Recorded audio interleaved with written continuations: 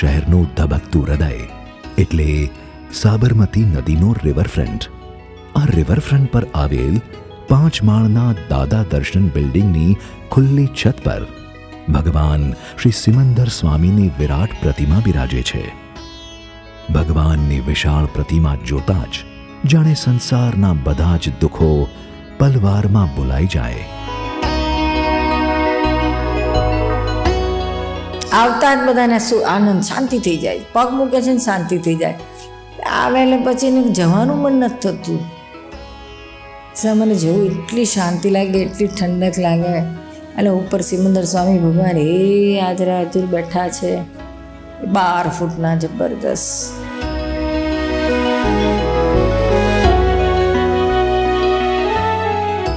Millennium વર્ષ 2000માં દાદા દર્શન પર આ વિરાટ પ્રતિમાની પધરામણી થઈ અને તેમાં પ્રાણ પુરાયા.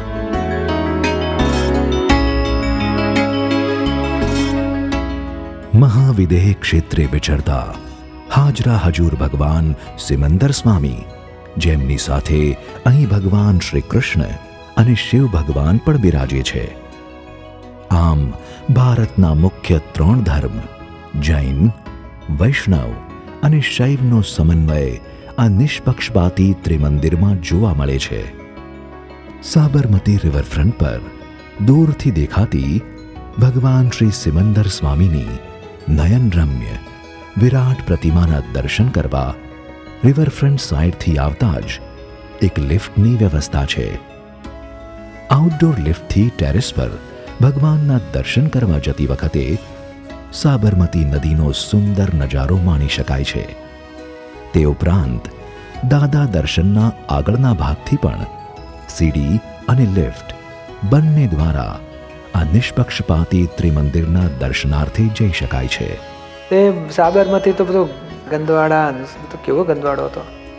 ત્યાં તો મેં સરસ બધું આખું બધું પાણીનું બધું સરસ એ લોકોએ કર્યું.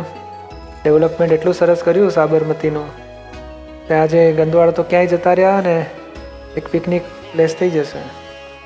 દાદા દર્શનના ગ્રાઉન્ડ ફ્લોર પર એક બુક સ્ટોલ છે, જેમાં પરમ પૂજ્ય દાદા ભગવાન પ્રરૂપિત વિવિધ ભાષાઓમાં પુસ્તકો ઉપલબ્ધ છે.